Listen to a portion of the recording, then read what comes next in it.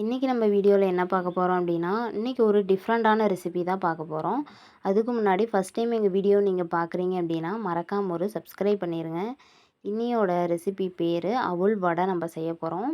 ஒரு நல்ல evening snacks வேணும் அப்படின்னா, கண்டிப்பாக இந்த அவுள் வடையை வந்து நம்ம எல்லாத்துக்குமே ட்ரை பண்ணி கொடுக்கலாம். இந்த அவுள் வடை செய்யறதுக்காக நாங்கள் ஒயிட் அவுள் வாங்கியிருந்தோம். வாங்கி நல்லா தண்ணியில் ஊற வச்சு எடுத்துக்கோங்க. ஊற வச்சு எடுத்திங்கன்னா இது மாதிரி சாஃப்டாக நம்மளுக்கு சாதா மாதிரியே நம்மளுக்கு ரெடி ஆயிரும்.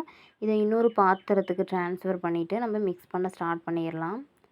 இதில் என்னென்ன இன்க்ரீடியன்ட்ஸ் ஆட் பண்ண போகிறோன்னா, ஃபஸ்ட்டு கடலை மாவை ஆட் பண்ணிக்கலாம். கடலை மாவை ஆட் பண்ணதுக்கப்புறம் தூளுப்பு தேவையான அளவுக்கு நம்ம ஆட் பண்ணிக்க போகிறோம்.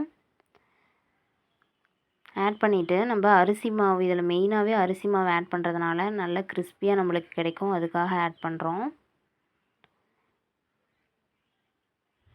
ஆட் பண்ணிக்கலாம். இதுக்கு தேவையான பச்சை மிளகாய், அப்புறம் பெரிய வெங்காயம் எல்லாமே குட்டி குட்டி பீஸாக நாங்கள் கட் பண்ணி வச்சுருந்தோம். அதையும் ஆட் பண்ணிக்கலாம். ஃபஸ்ட்டு பச்சை மிளகாவை ஆட் பண்ணியாச்சு. அடுத்து வந்து ஆனியன் ஆட் பண்ணுறோம்.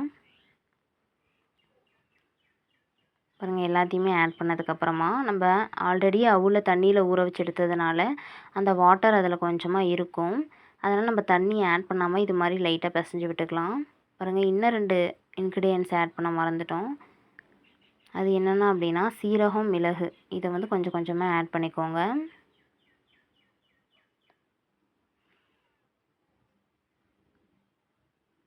இதையும் ஆட் பண்ணியாச்சு.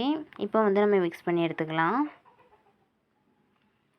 இதில் தண்ணி லைட்டாக தெளித்து விட்ட மாதிரி ஆட் பண்ணிவிட்டு நம்ம வந்து வடைக்கு ரெடி பண்ணிக்கலாம்.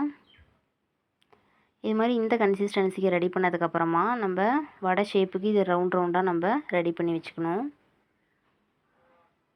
பாருங்கள், இது மாதிரி எல்லாமே ரெடி பண்ணதுக்கப்புறமா ஆயில் நல்லா சூடானதுக்கப்புறம் பொரிச்சு எடுத்தோம் அப்படின்னா ஒரு சூப்பரான அவுள் வடை நம்மளுக்கு ரெடி ஆயிரும். இது எல்லா குட்டீஸ்க்கும் டிஃப்ரெண்ட்டாக செஞ்சு கொடுங்க, எல்லாமே விரும்பி சாப்பிடுவாங்க. அவுள் வடை கண்டிப்பாக எல்லாருக்குமே ஒரு நல்ல ஈவினிங் ஸ்நாக்ஸாக இருக்கும். மறக்காமல் எல்லாருமே ட்ரை பண்ணி பாருங்கள். அவுள் வடை கிறிஸ்பியாக ரொம்ப ரொம்ப டேஸ்டியாக இருந்துச்சு. ஃபைனலி அவுள் வடை ரெடி ஆயிடுச்சு. வாங்க சாப்பிட்லாம். இதே மாதிரி இன்னொரு பெஸ்ட்டு ரெசிபியோட நெக்ஸ்ட் வீடியோவில் பார்க்கலாம். இந்த வீடியோ பிடிச்சா மறக்காமல் லைக் பண்ணுங்கள். தேங்க்ஸ் ஃபார் வாட்சிங்.